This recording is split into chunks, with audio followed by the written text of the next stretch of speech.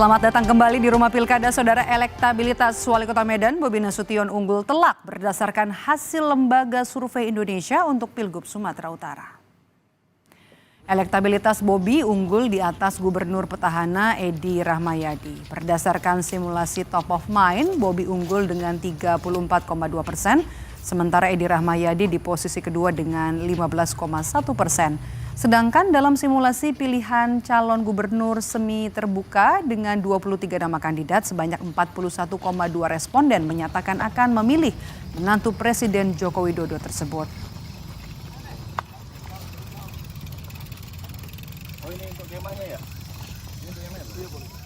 Kita lihat untuk sementara yang unggul adalah Bobi Afif Nasution dengan 34% di top of mind-nya.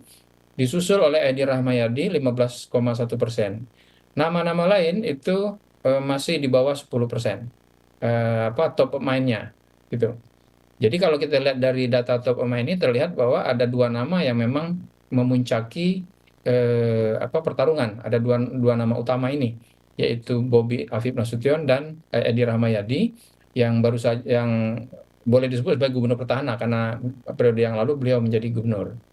Kalau kita lihat di semi terbuka 23 nama, kondisinya hampir sama. Dua nama teratas tetap Bobi Afif Nasution dan Edi Rahmayadi.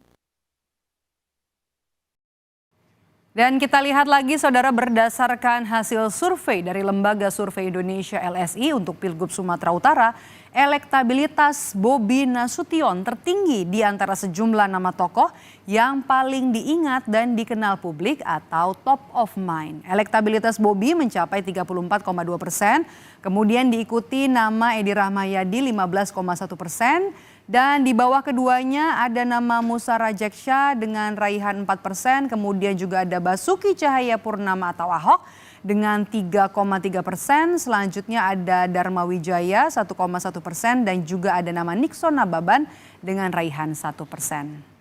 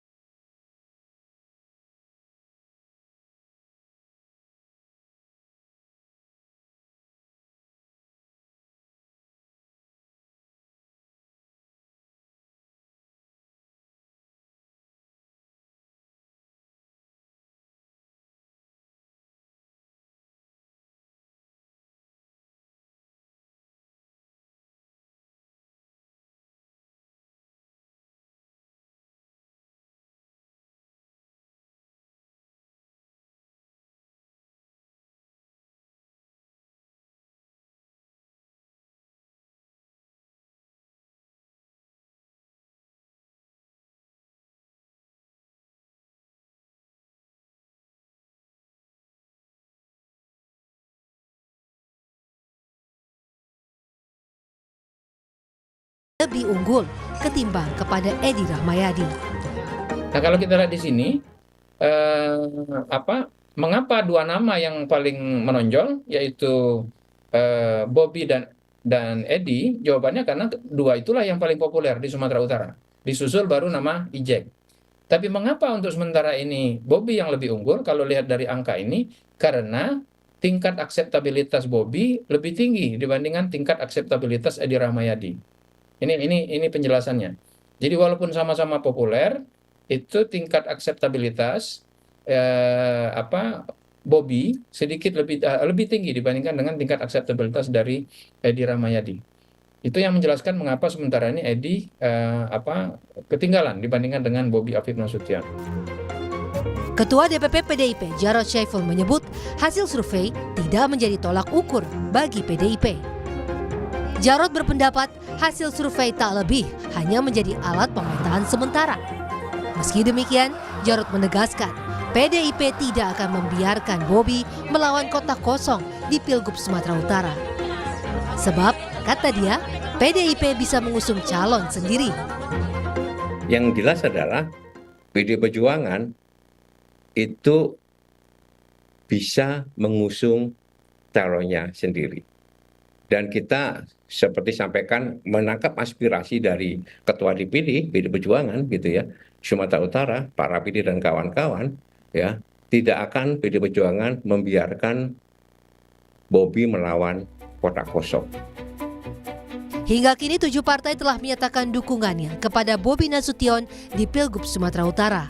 Ketujuh partai itu antara lain PKB, Golkar, Gerindra, Nasdem, PAN, Demokrat, dan P3. Sementara mantan Gubernur Sumatera Utara Edi Rahmayadi belum mendapatkan dukungan resmi dari partai politik. Meski demikian, PDIP mempertimbangkan Edi Rahmayadi untuk diusung di Pilgub Sumatera Utara. Tim Liputan Kompas TV. Berdasarkan hasil Lembaga Survei Indonesia yang terbaru di Pilgub Sumatera Utara yang menunjukkan elektabilitas menantu Presiden Joko Widodo Bobi Nasution unggul di atas petahana Edi Rahmayadi, Bobi dengan raihan 34,2%, sementara Edi Rahmayadi 15,1%. Lantas akankah ini bakal jadi pertarungan sengit antara Bobi dan juga Edi Rahmayadi di Pilgub Sumatera Utara? Sore hari ini di Rumah Pilkada kita bahas bersama dengan pengamat politik dari Universitas Sumatera Utara, ada Bang Indra Fauzan. Bang Indra, terima kasih sudah meluangkan waktu untuk Rumah Pilkada. Selamat sore, selamat siang. Bang Indra, berdasarkan hasil survei LSI, popularitas Edi sama Bobi ini kan sama-sama tinggi ya, posisi pertama dan juga kedua. Tapi tingkat kesukaan responden terhadap Bobi ini lebih tinggi dibandingkan Edi. Melihat hal ini, apakah Anda bisa dikatakan warga Sumut ini lebih menginginkan sosok gubernur yang baru, begitu? Ya, kalau kita melihat dari hasil survei ya, dari survei LSI tadi, ini jelas ya, kemenangan jauh sekali ya. Jarak antara Bobi Nasution dan Pak Edi Rahmayadi hampir 20%. Jadi di bulan Juli ini saya rasa ini cukup bisa menggambarkan bagaimana keinginan masyarakat Sumatera Utara nantinya. Tentunya dengan catatan-catatan tertentu. Misalnya contoh, kenapa masyarakat itu suka, misalnya kalau saya melihatnya ada 2 faktor saja. Yang pertama, faktor terbesar adalah karena beliau masih adalah menantunya Presiden saat ini. Oke. Yang kedua adalah dia merupakan wali kota Medan. Nah, dari situ yang satu itu tidak terbantahkan lah ya, itu sudah tidak lagi menjadi hal yang kontroversi. Nah, yang kedua adalah beliau kan sekarang lagi gencar-gencarnya juga sedang menyelesaikan proyek-proyek yang ada di Beliau ini kota. maksudnya Bobi begitu ya, Bang? Ya, kira-kira begitulah. Kenapa masyarakat kemudian melihat ada penerimaan akseptabilitasnya tinggi daripada Pak Edi Rahmayadi. Pak Edi Rahmayadi walaupun dia populer di Sumatera Utara ini, tapi kan orang masih berapa kontroversi ya, misalnya dari gaya komunikasi, kemudian juga mungkin orang tidak melihat ada pembangunan berbasis fisik, sehingga Pak Edi Rahmayadi tidak begitu diterima oleh masyarakat. Itu kalau misalnya antara Bobi dan juga Edi Rahmayadi ya. Tapi kalau kita lihat sebenarnya apa yang membuat elektabilitas Bobi ini unggul dari figur-figur lainnya? Tadi kan Edi Rahmayadi, kemudian juga kalau kita lihat ada Bang Ijek begitu ya, Musara Jeksya, ada Basuki Cahayapurnama juga, dan ada Nixon Nababan, ada Indra Wijaya. Anda lihat apa yang menjadi faktornya selain ya faktor menantu presiden begitu? Ya. Ya, kalau faktor-faktor lain misalnya bisa saja masyarakat melihatnya saat ini kan beliau yang sedang leading ya, bekerja ya. Kemudian masyarakat juga melihat bahwa faktor-faktor misalnya kesempatan untuk menerima pengaruh dari kerja pusat misalnya. Kemudian juga beliau kan walau bagaimanapun dia tetap wali kota Medan saat ini, beliau menunjukkan ada beberapa lah kinerja yang positif, sehingga masyarakat merasa ini bisa nih menjadi kandidat gubernur yang baru. Selain itu juga beliau masih muda, tapi faktor utama ya memang kita tidak bisa menghindari bahwa pengaruh dua pengaruh saja, yaitu menantu presiden dan beliau wali kota saat ini. Saya rasa seperti itu. Oke, untuk Edi ini jadi menarik. Edi kan mendaftar ya ke beberapa partai dan belum juga kunjung mendapatkan dukungan. Sementara Bobi Nasution ini di belakangnya ada koalisi super begitu. Bagaimana Anda melihatnya kemungkinan atau kans peluang dari Bobi versus Edi nanti di Pilkada Sumatera Utara? Dari hasil survei tadi bisa menggambarkan sebenarnya peluang Pak Edi untuk menerima rekomendasi dari Partai Demokrasi Indonesia Perjuangan itu sebenarnya cukup tinggi. Cuman kan sekarang persoalannya adalah ketika beliau maju, itu PDIP siapa yang akan digandengnya? Apakah melaju berlayar sendiri atau mencari kawan koalisi? Persoalannya ketika mencari kawan koalisi, contoh yang saat ini yang belum yang memiliki kursi dan belum memberikan rekomendasi Nyatakan kan dukungan. ya masuk PKS sama Hanura. Mhm. Nah, kalau misalnya PKS tentunya PKS tentu meminta misalnya wakil gubernur misalnya. Tapi berarti otomatis PDIP tidak ada kader dong yang akan disorongkan karena Pak Edi juga bukan kader PDIP kan. Sementara selama ini yang selalu disampaikan PDIP selalunya adalah kita Kader akan sendiri. di kader sendiri. Tapi siapa kadernya? Kan nggak muncul-muncul juga. Nah, itu kan pertanyaannya. Nah, kalau melihat berkaca dari hasil survei tadi, kesempatannya hanya dua. Memunculkan kader sendiri, bermain sporadis, atau mengusung Edi Rahmayadi, Rahmayadi. ya mau nggak mau ya akan berlayar sendiri, kan gitu. Jadi siapa yang akan menjadi kegalauannya PDIP itu adalah mereka terjebak dengan omongan bahwa mereka akan mengusung dari kader mereka Tapi sendiri. kansnya Edi Rahmayadi ini kan ada di posisi kedua ya dari sisi elektabilitas di bawahnya Bobi Nasution meskipun baru 15,1%. Ya, saya rasa kalau mau di-guide juga dengan Pak Edi Rahmayadi, ya Pak Edi Rahmayadi ya dimerahkan dulu, kira-kira seperti itu agar bahasa kader mereka sendiri itu muncul gitu kan. Tapi kalau misalnya Pak Edi Rahmayadi tidak menjadi bagian, tidak memiliki KTA PDI Perjuangan, maka akan Sulit. berat untuk jelas PKS mungkin tidak akan mau bergabung kan seperti itu. Bisa jadi Hanura akan bergabung, tapi ya kejadiannya kayak di 2018, bukan dari kader Hanura juga, kira-kira seperti itu. Harus rela Ketika ya. bergabung Oke. dengan Sihar, kan dua-duanya dari PDI Perjuangan.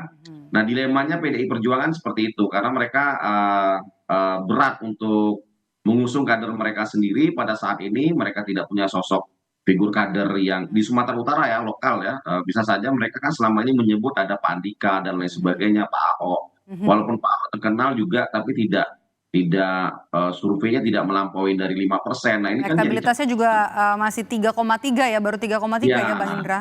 makanya ini jadi dilema tersendiri bagi PDI Perjuangan untuk mengusung Edi Rahmayadi. Siapa wakilnya? Itu saja. Tapi ketika misalnya mereka ingin mengusung dari mereka sendiri, Pak Edi, saya rasa otomatis bisa saja bukan Pak Edi. Misalnya contoh PDIP ingin mengusung kader sendiri yaitu Pak Andika misalnya. Berarti kan bisa saja mereka mengambil dari wakilnya dari PKS, seperti itu. PKS saya rasa mau. Tapi kalau kita lihat ya, rekam jejak pemilu kada di Sumatera Utara menarik karena biasanya diikuti banyak kandidat ya. Ya. Lebih dari 2 pasang gitu yang maju di Pilkada Sumatera Utara. Kali ini ada kemungkinan terjadi lagi atau hanya 2 pasang nih antara Bobi versus Edi Rahmayadi Anda lihat?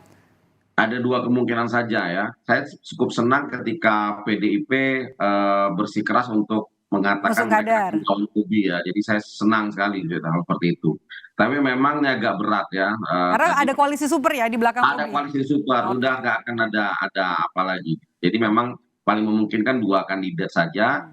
Dan saya melihatnya sinyal positifnya tentu Pak Edi Rahmayadi ya yang akan menjadi lawan sepadan dari Bobi Nasution. Walaupun jaraknya sampai saat ini masih 20%, ya agak berdarah-darah lah ya untuk mencapai elektabilitas yang tinggi. Tentunya ini satu kerjaan yang yang super berat bagi PDI Perjuangan.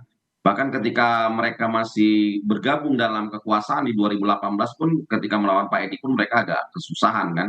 Apalagi dengan waktu kampanye yang cukup singkat ya, mungkin hanya 2 bulan. Di September, Oktober, November, 27 November udah Pilkada. pilkada. Jadi ini perlu apa namanya usaha keras dari sekarang untuk bisa Usaha kerja dari mesin partai mana ya mesin nanti? partai karena kan begini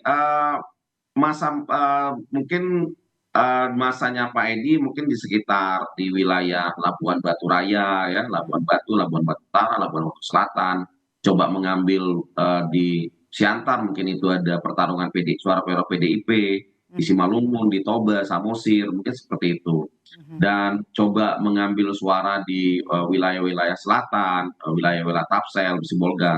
Tapi kan itu wilayah-wilayah yang untuk sementara kalau saya yakin ya melihat dari beberapa waktu yang lalu itu wilayah-wilayah yang kemungkinan dimenangkan oleh Bobi Nasution.